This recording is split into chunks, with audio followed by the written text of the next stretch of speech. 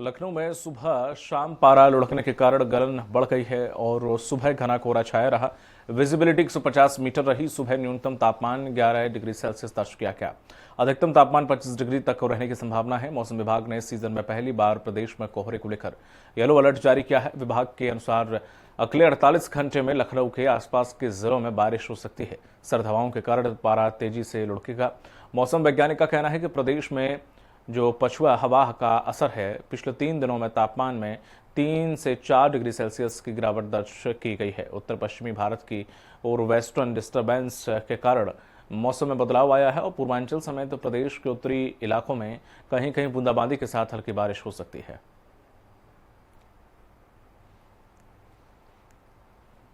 अधिक जानकारी के साथ जुड़ गए हैं घनश्याम निशान चौरसिया, हमारे साथ वरिष्ठ सहयोगी लखनऊ से। घनश्याम, मौसम विभाग ने कहा है कि 3-4 दिन जो पारा है और लुढ़केगा। उत्तर प्रदेश की अगर पूरी बात करें तो कहां पर सबसे सर्द शहर है या कहां पर सबसे ज्यादा सर्दी है और कहां पर मौसम ठीक है और इसका कारण क्या है आखिर जो कि ठंड अचानक से बढ़ रही है? देखिए, अब धीरे धीरे पछुआ हवा अब बढ़ रहा है और जो अगर पश्चिमी विक्षोभ के दबाव के चलते बरसात होने की भी संभावना बढ़ रही है। अगर हम दिल्ली की बात करें तो दिल्ली में आज ही अलर्ट जारी हुआ है कि आज बरसात वहां पे हो सकता है। दिल्ली के लिए खुशखबरी भी है, इसलिए खुशखबरी है कि वहां पे धीरे धीरे जैसे जैसे पारा डाउन हो रहा है वैसे वैसे प्रदूषण का स्तर फिर से दोबारा बढ़ रहा है। तो आज अगले 24 घंटे के अंदर वहां पे बारिश होने का अलर्ट है। अब दिल्ली के रास्ते पश्चिमी उत्तर प्रदेश में भी वही विक्षोभ बन रहा है जो आज दिल्ली में बन रहा है। तो कल पश्चिमी उत्तर प्रदेश में बारिश होने का भी अलर्ट है और पश्चिमी उत्तर प्रदेश में प्रदूषण को लेकर के भी वहां पे हालात चिंताजनक थे और वहां पे VS4 भी वहां पे लागू था।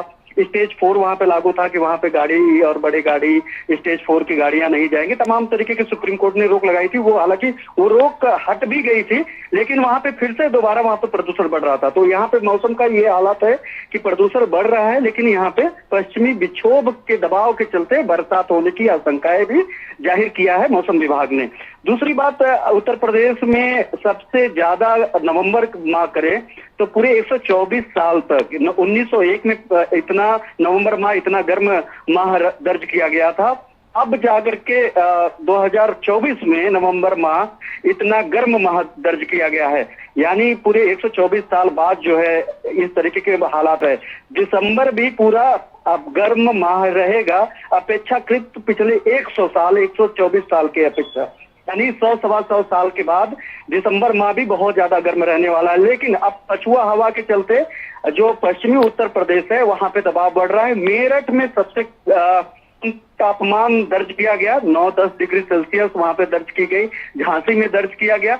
लेकिन दिन में हालात जो हैं वो अक्टूबर नवंबर जैसे हैं। दिन में पूरी तरीके से हल्की हल्की गर्मी पड़ रही है, गुलाबी ठंड है, बहुत ज्यादा ठंड नहीं। लेकिन सुबह और रात में मौसम का बदलाव साफ तौर पे देखने के लिए मिल रहा है। तो अगर ओवरऑल देखा जाए तो कल राजधानी लखनऊ समेत अगर देखा जाए तो यहाँ पर भी बरसात हो सकती है और बरसात के बाद पारा लुढ़केगा। 3-4 डिग्री सेल्सियस पारा लुढ़केगा, जिसके बाद सर्द ठंड और शीतलहर का भी मौसम देखने के लिए मिलेगा, जो अब तक देखने के लिए मिल सकता था। लेकिन बड़े बदलाव के कारण, बड़े बदलाव इसलिए भी कि कहीं ना कहीं पर्यावरण के साथ जो छेड़छाड़ हुई है, जिसपे लगातार सरकार, संगठन और तमाम लोग जो चर्चा करते हैं, उसका असर ये है कि अब जो मौसम है, मौसम का वक्त बदल रहा है, मौसम का टेम्परेचर बदल रहा है।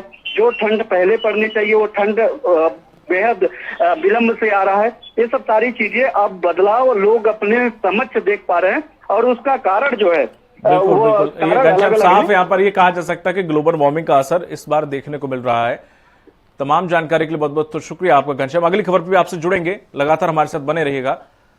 तो सुबह का तापमान में वृद्धि हुई है, जिस तरह से तापमान लगातार गिर रहा है कुछ शहरों में तो कहीं पर बराबर बना हुआ है। और ऐसे में देखने वाली बात ये हुई कि जो पश्चिमी विक्षोभ का डिस्टर्बेंस, इसके कारण से जो सर्द हवाएं आ रही हैं उससे उत्तर प्रदेश ठंडा हो रहा है। लेकिन जैसे ठंड बढ़ रही है तो प्रदूषण का स्तर भी लगातार साफ नजर आ रहा है।